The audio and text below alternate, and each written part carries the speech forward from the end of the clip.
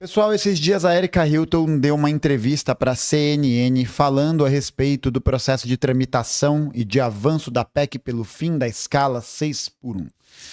E aí eu acho que seria importante a gente assistir, ver o que a deputada falou. Eu comecei a ver, mas aí acabou não dando tempo de terminar. Então a gente vai assistir esse conteúdo junto e analisar algumas questões que eu acho que vão aparecer durante o vídeo. Primeiro porque eu já vi o que apareceu no Twitter em cortes menores, mas a gente vai trazer este debate para a mesa, tá bom? Então, sem mais delongas, vamos nessa! Erika Hilton detalha à CNN proposta de 36 horas semanais de jornada de trabalho. E enquanto eu troco a fonte aqui do microfone, não se esquece, hein? Você pode participar do nosso clube de leitura apoiando este canal no Apoia-se, tá? A partir de R$10 por mês, você participa de um encontro mensal de uma obra que a gente vai discutir. E aí a primeira obra que a gente vai discutir é o livro do comunista militante Clóvis Moura, Brasil, as raízes do protesto negro, tá? O livro aí da Dandara Editora e que você pode adquirir no site deles com 15% de desconto utilizando o cupom História Cabeluda, tá bom? Então utiliza lá o cupom História Cabeluda, você adquire o livro do Clóvis Moura, Brasil, as raízes do protesto negro, com 15% de desconto e além disso você também pode participar deste grupo incrível de discussão em que a gente vai debater temas centrais a partir de obras escolhidas previamente, tá bom? Então é isso aí, então vamos nessa.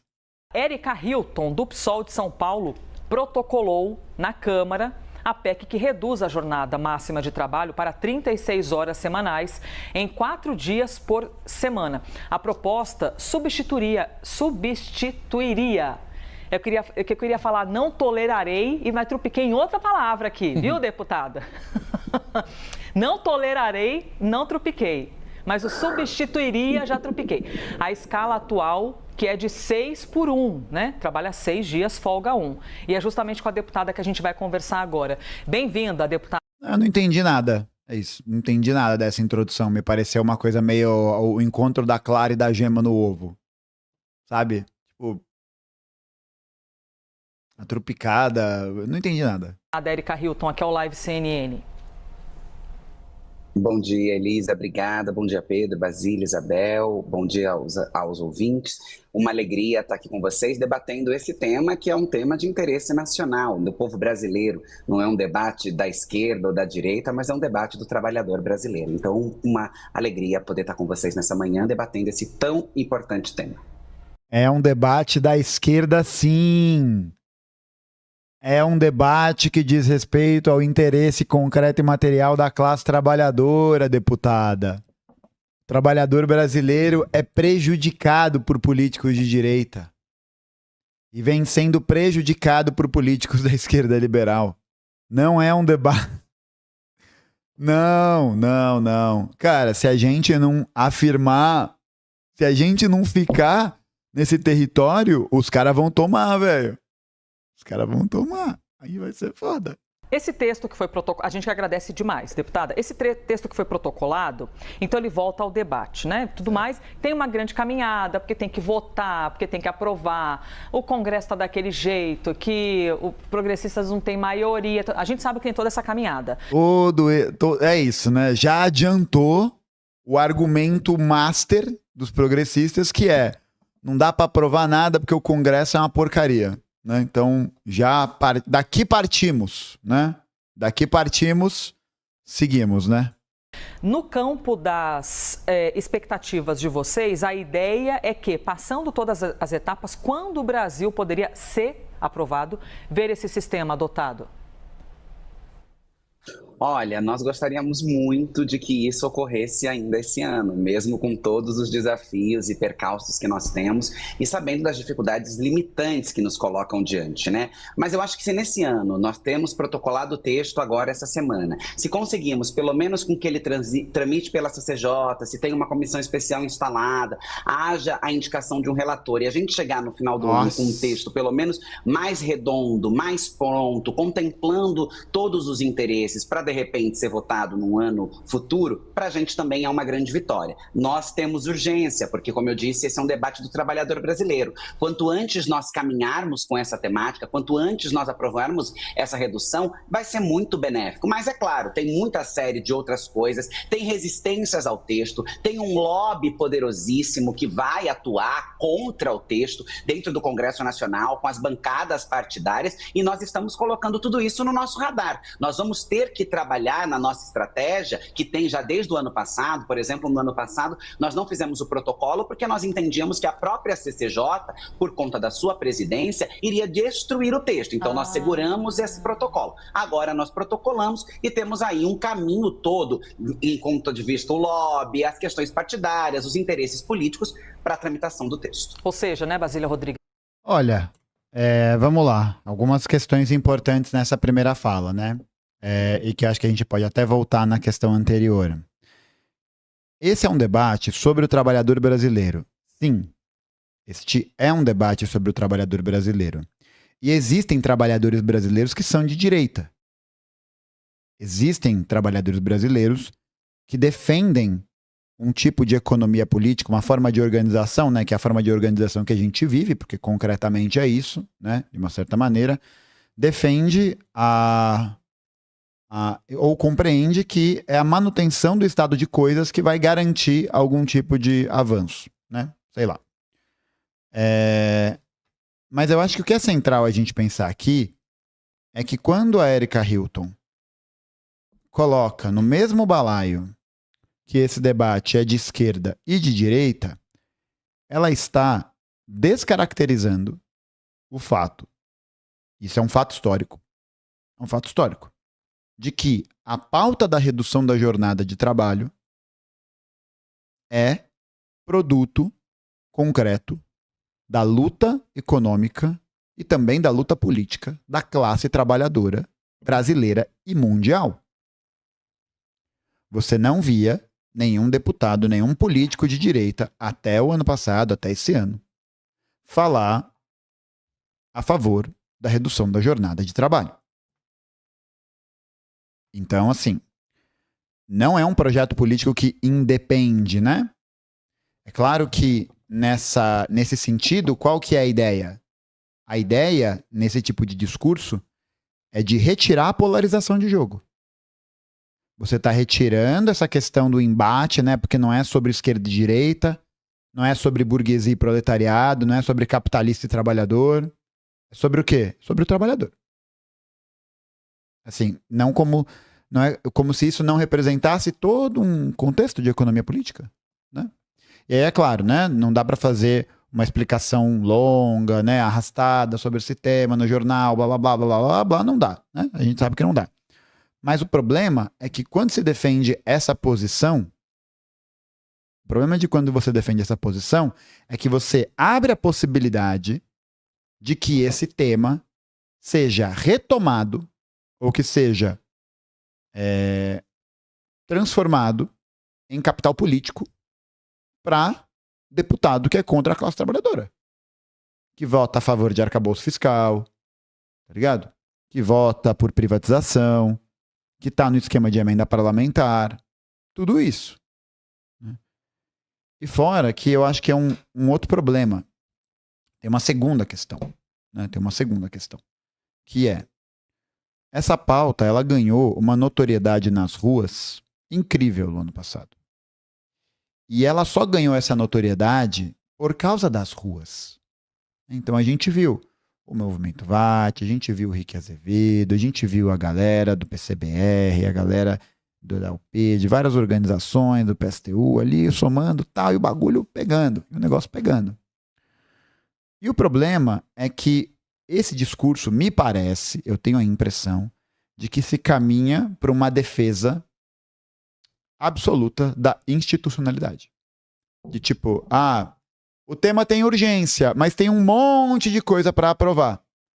Como se o objetivo político dessa redução da jornada de trabalho só tivesse um caminho para percorrer, que é o longo e tortuoso caminho da burocracia do parlamento brasileiro. Né? E não como se você pudesse arrancar esse tema a partir das ruas. Isso é complexo, né? É complicado. Porque esse momento que a gente está agora, esse momento que a gente se encontra agora, é o momento mais propício para esse avanço. Então, assim, se não avançar agora, a situação complica. E aí não dá pra gente não dá pra gente que quer essa alteração concreta, né, na vida econômica e também entender isso para a vida política da classe trabalhadora, se ficar satisfeito com a hegemonia liberal. Ficar satisfeito com esse tipo de hegemonia que vai falar, vamos ver, vamos discutir, vamos passar, vamos não sei o que, não sei o que, não sei o que. Por quê? Porque muito, muito provavelmente isso vai ser pautado para ir para votação só ano que vem, que é ano de eleição. E aí a classe trabalhadora vai ser desmobilizada. Ou ela vai estar mobilizada em pontos muito particulares, sem um consenso estratégico nacional unificado. Aí, amigos e amigas, a situação complica. Então, assim, acho que por isso que, mais uma vez, é importante que essa PEC tenha sido protocolada, né? Já falamos sobre isso. É importante, mas não é o suficiente. Mas é difícil. Sim, é difícil. E é por isso que a gente precisa se organizar e se mobilizar o quanto antes. E não ficar à espera das decisões do Congresso que os próprios progressistas dizem que é o mais conservador de todos os tempos. Você está esperando que o lobo cuide da ovelha. Você está esperando que a petição que proíbe o lobo de comer ovelha seja entregue para o parlamento das ovelhas pelo lobo. Que, na verdade, né, o parlamento das ovelhas são ovelhas e por dentro tem lobos, cordeiros, enfim, né? Fábulas animais aí, metáforas. Eles já usaram uma estratégia de um olhar ali para não pautar na CCJ antes, porque já sabiam como poderia ser a caminhada. E agora, claro, também não tem como prever como vai ser, mas quem está ali confeccionando todo esse material vai se articular. E, gente, assim, vamos ser sinceros, né? Vamos ser sinceros. A gente tem que ser coerente. A gente tem que manter a coerência. Então, quando eu fiz o vídeo criticando o vídeo do Nicolas e depois fiz um vídeo analisando o vídeo da Erika Hilton, fiz as críticas que eu achei que eu tinha que fazer e não volto atrás. Não volto atrás. Porque acho que é muito complexo a gente ver como isso está sendo cada vez mais consistente, né? Essa desistência da luta política. Esse conformismo. Sabe? Aí, gente, assim, o bagulho não tem que acontecer porque, sei lá, ele dá like, porque ele é um assunto importante. Não, ele tem que acontecer porque a gente precisa ser intransigente com essa pauta. Intransigente. Porque isso diz respeito a toda a classe trabalhadora. A gente não pode transformar isso num tiro na água. Não pode. Não pode. Não pode. É difícil. O Congresso. A utopia. Não interessa. Dá teus pulos. Entendeu? Dá teus pulos. Porque isso é uma... Sabe aquela imagem de uma chaminha, de um foguinho que aparece? Não o foguinho do Neymar, o foguinho que aparece e que pode incendiar a conjuntura? É isso aqui. É isso aqui. Redução da jornada de trabalho. E mais, alinhado com outra questão central, que já foi uma questão central e que ninguém está falando nada. Ou poucas forças estão falando alguma coisa. Aumento do preço da passagem.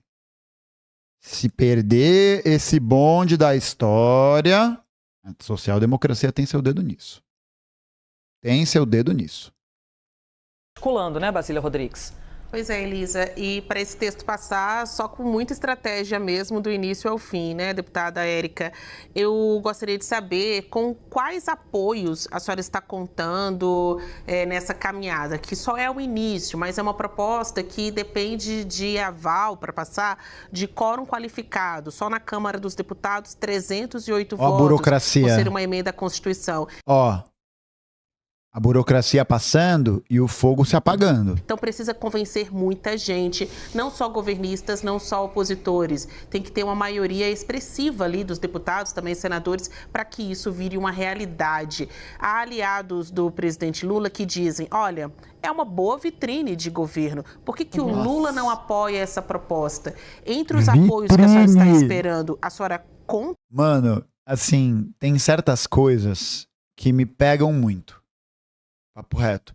Porque esse tema da escala 6x1 surgiu, a extrema-direita, obviamente, não defendeu, tomou um nabo da sua própria base, e ao invés do governo abraçar esse tema como aquela montagem de IA com Jesus te abraça, o que ele fez? Falou nada. Não fez nada. Ministro do Trabalho falando que tinha que ver, porque pode prejudicar a economia. Aí é foda, hein, meu parceiro? Aí depois falar de vitrine de governo, complexo, né? Complexo. Por isso que a galera que tá encampando essa luta até agora, nesse sentido de uma mobilização popular permanente, como o PCBR, por exemplo, é coerente. Entendeu? Coerente. Imagina que o Lula também vai embarcar nessa? Ninguém é burro não, viu, gente? Para com isso. Para com isso. Tá? Para com isso. Não é burrice, não. É sentido político. É estratégia. Não é burrice.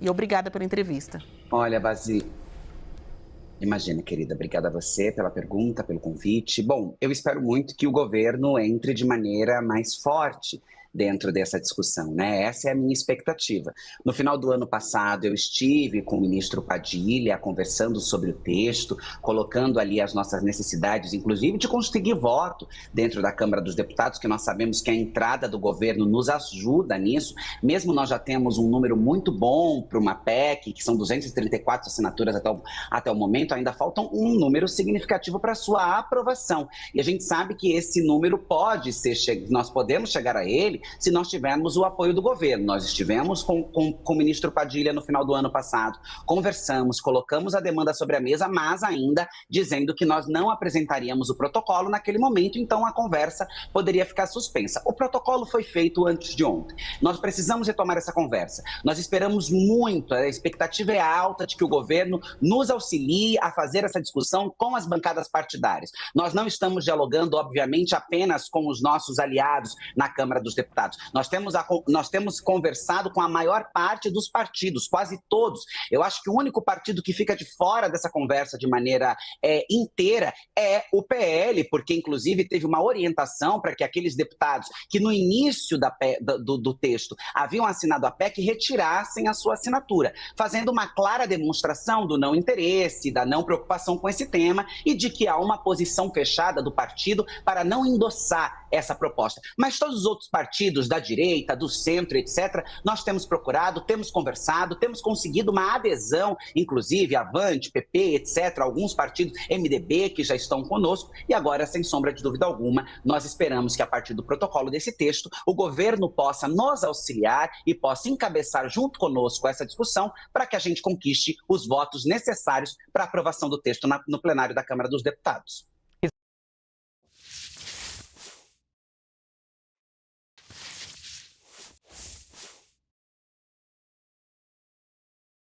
Galera, eu tô me esforçando muito pra falar alguma coisa política, mas tá difícil, viu? Mano, tá difícil. Bom, basicamente, qual que é a questão? O protocolo para poder tramitar a PEC foi iniciado e aí tá rolando uma linha política sobre o tema que busca dialogar com vários partidos, com várias organizações que não necessariamente sejam de esquerda, como de centro e de direita. É o abandono da pressão popular. Consistente, né? Porque se o foco da luta está sendo deslocado para o parlamento, porra, e você pega para analisar esse parlamento. Esse parlamento é o parlamento do arcabouço fiscal. É o parlamento das PPPs. É o parlamento que chegou a aprovar a PL do estupro. É esse o parlamento.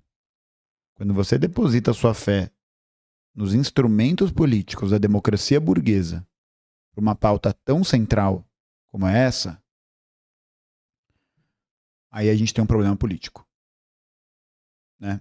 O problema não é de comunicação, o problema não é de fake news, o problema... Tudo isso também é problema. Mas a raiz do problema é a questão política. É a questão política. E é foda, né? Porque você vai jogar na mão de quem? Do deputado do União Brasil? Do PP? PP do Arthur Lira. Papo reto, gente. Papo reto, assim, Cara, a escala 6x1 tem que cair esse ano. Tem que cair esse ano. Tem que cair esse ano. Acabou, fim. A solução, e aí vamos lá, né? Porque talvez alguém apareça, né? Tem gente, eu acho que é um questionamento bem legítimo. Mas então qual é a solução, né?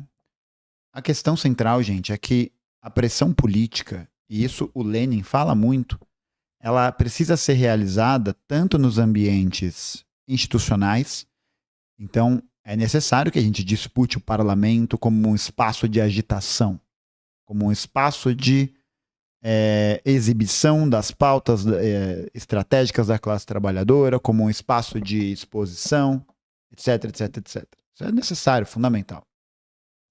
Mas se entende também que a potência de alteração das ruas, a potência de alteração da realidade está nas ruas. Está no processo de organização independente e autônoma da própria classe trabalhadora, em torno dos seus eixos estratégicos que são organizados pelo Partido Comunista. Né? Para você conseguir garantir que haja não só um elemento de conhecimento, né?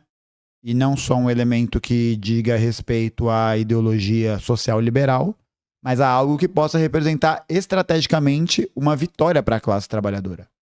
Uma vitória. E aí, isso se faz a partir do trabalho de militância, da presença nas bases, da presença nos atos, de um planejamento estratégico sobre quais setores atuar. Né? Isso tudo faz parte desse processo. Então, quando você pega todo esse processo de organização autônoma das ruas, né? E ainda mais um tema como a escala 6x1, que é um tema estratégico. Um tema estratégico, é um tema que faz parte do horizonte da classe trabalhadora. Você, quando retira esses instrumentos e retira o discurso de estar nas ruas do meio da pauta, você está criando as condições para que essa pauta seja esvaziada da potência das ruas e seja depositada somente em um ambiente, que é o parlamento, que é a Câmara dos Deputados, que é o Senado, que é o próprio governo federal que fala que é o mais reacionário de todos os tempos. Então, assim, você pode chamar a questão da PEC, pode protocolar nesse tensionamento. É fundamental. Fundamental. Mas achar que isso vai ser o suficiente para poder alcançar o objetivo estratégico, aí assim, né? Aí assim, eu não sei vocês. Mas quando eu me proponho a fazer alguma coisa, a jogar um jogo, a fazer qualquer coisa, a gente tem que entrar para ganhar. Tem que entrar para ganhar. Acabou. tem que entrar para ganhar. Qual é o sentido de você entrar numa disputa que não seja para vencer? Qual que é o sentido? Qual que é o sentido? Não sei. Então, a PEC ainda tem 36 horas semanais, porque o PCBR defende a linha de 4x3 com 30 horas semanais. Com 30 horas semanais. A PEC tinha 36, 4x3. Se a gente não corre atrás, pelo menos dessa linha, e eu acho que a gente poderia almejar as 30 horas e a 4x3, eu acho que é possível. Aí, meu amigo. Aí a situação fica complicada, né? Porque como que você vai mobilizar esse povo todo de novo? Quem se motiva para lutar por uma pauta que já está perdida? Quem? Não, encontra uma pessoa e manda ela vir aqui para a live, faz favor. Isabel Mega, também aqui com a gente. Mega? Oi, deputada, muito obrigada por estar aqui com a gente. Vamos ter que dar graças a Deus, saiu 5x2, pode adotar. Nada a ver, Alex Ness. Nada. Nada. É 4x3 com 30 horas. Não tem se sair, quando sair. Não interessa. Ah, mas não sei. Não sei. Não sei. Eu sei que 4x3 e 30 horas. É isso que eu sei. É isso que é possível de criar essa mobilização e essa articulação. Né? Agora, a gente tem que entender que isso não vai ser produzido por mágica. Que não adianta a gente ficar sentado esperando a boa vontade. Ah, vai cair do céu. É difícil. Claro que é. Claro que é. Quem disse que ia ser fácil? Ninguém falou que ia ser fácil. A gente tem que dar nossos pulos, parça. Já era, tem que fazer. Se não, e aí? Vai ficar se pautando? Por acordo? Vai ficar se pautando por isso? Porra. E essa é a questão. É um movimento que tem potencialidade para fazer isso. Que tem possibilidade. Mas precisa ir até o fim.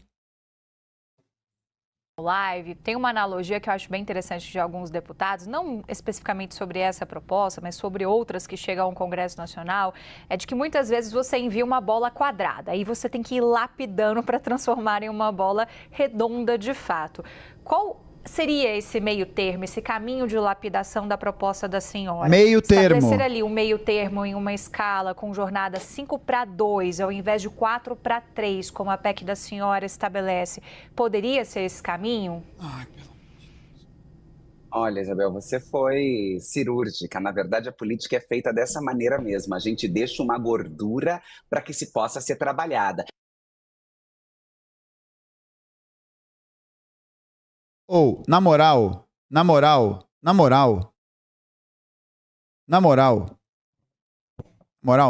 vou falar nada. Não vou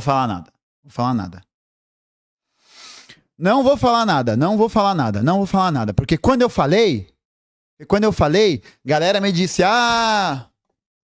atacando aliado. Puta merda. Cara, beleza. Gente, é isso, entendeu? É isso. Se a proposta chega exatamente da maneira como a gente imagina que seria viável, a gente não tem espaço de negociação, não tem aonde trabalhar.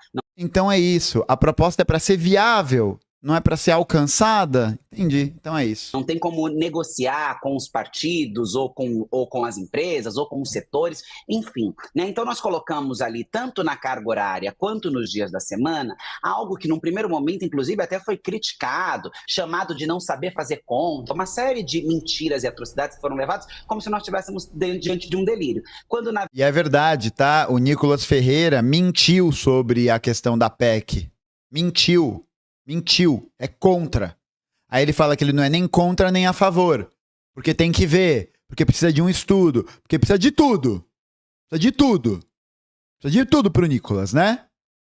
De tudo. É o parecer técnico, né?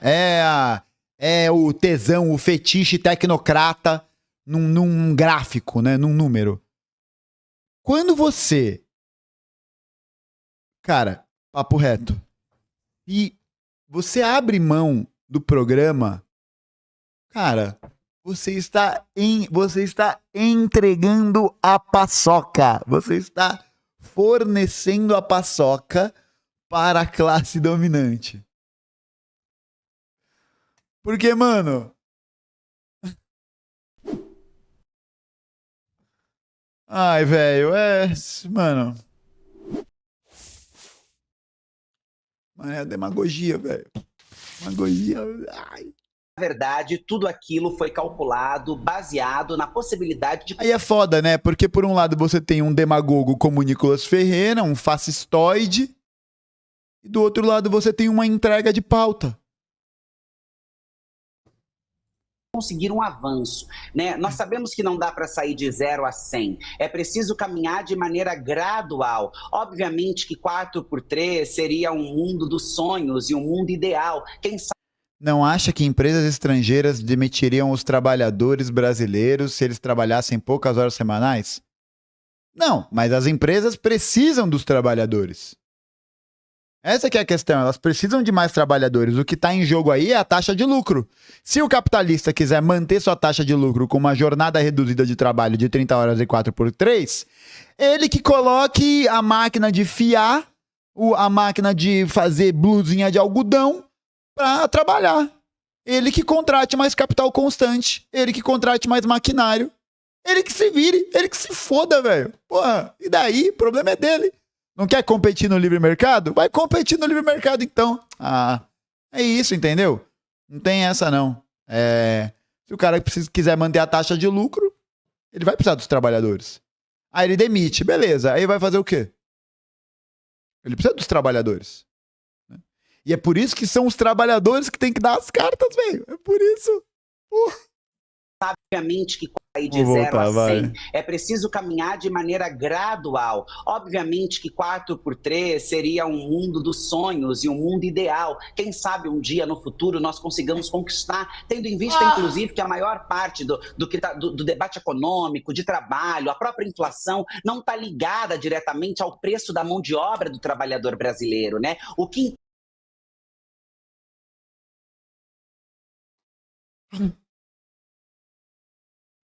Pô, galera.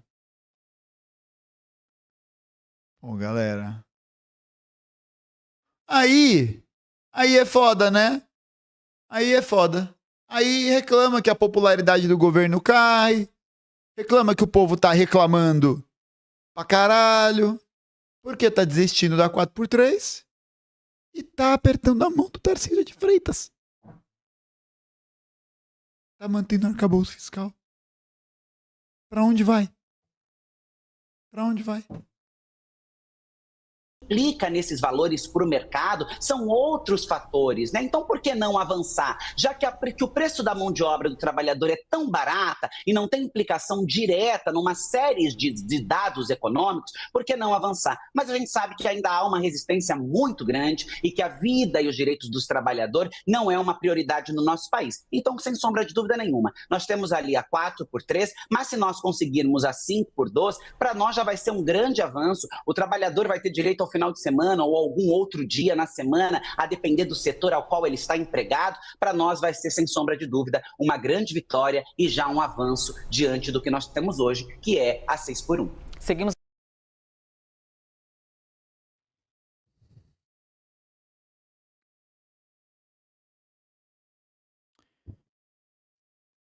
Ai.